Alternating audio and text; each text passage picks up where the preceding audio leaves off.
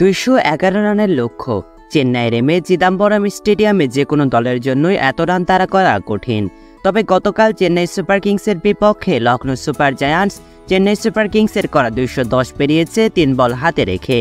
শেষ 10 ওভারে লখনৌর দরকার ছিল 128 রান, সেটাও যেন লখনৌর জন্য কোনো বাধা হয়নি।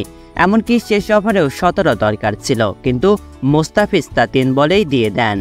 ফলে প্রশ্ন উঠেছে, এই মাঠে মাত্র 6 ইকোনমিতে 8 উইকেট শিকার করা মোস্তাফিজ কেন এদিন মাত্র 3 ওভার 3 বলে 51 রান দিয়ে বসলেন?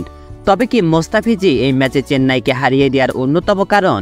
ম্যাচ শেষে এমন হারের পেছনে চেন্নাই অধিনায়ক অবশ্য মোস্তাফিজকে দায়ী করেননি। ঋতুরাজ গাইকোয়াড় ম্যাচ হারের পেছনে শিশিরের বড় ভূমিকা দেখছেন।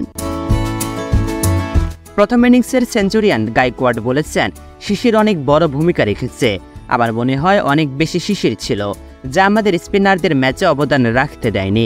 পেসারদের জন্য কঠিন ছিল। যদি শিশির না থাকতো আমরা মিডল ওভারে খেলাটাকে নিয়ন্ত্রণ করে ম্যাচটিকে আরও গভীরে নিয়ে যেতে পারতাম। তবে এটা খেলার অংশ, যেটা আপনার হাতে নেই তা আপনি পরিবর্তন করতে পারবেন না। এখনও টুর্নামেন্টের অনেক পথ বাকি আছে। উল্লেখ্য, গতকাল মোস্তাফিজুর রহমান 3.3 ওভারে রান খরচ করেছেন 51।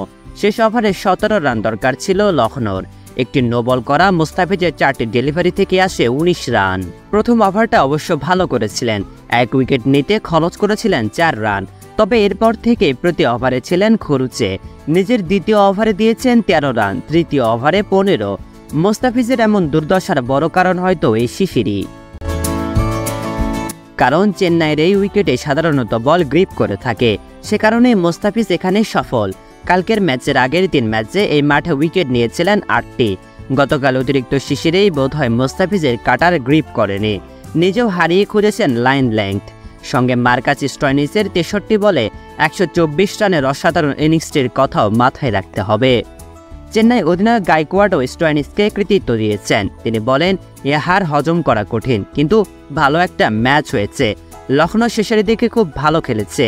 13 থেকে 14 ওভার পর্যন্ত ম্যাচ আমাদের নিয়ন্ত্রণে ছিল। স্টয়নিসের প্রশংসা করতেই হবে, সে দারুণ খেলেছে। সর্বশেষ 5 ম্যাচে এটি ছিল চেন্নাইয়ের তৃতীয় হার। তাতে পয়েন্ট তালিকার 5ম স্থানে নেমে গেছে চেন্নাই। 8 ম্যাচে 10 পয়েন্ট নিয়ে লখনৌর অবস্থান এখন 4 নম্বরে।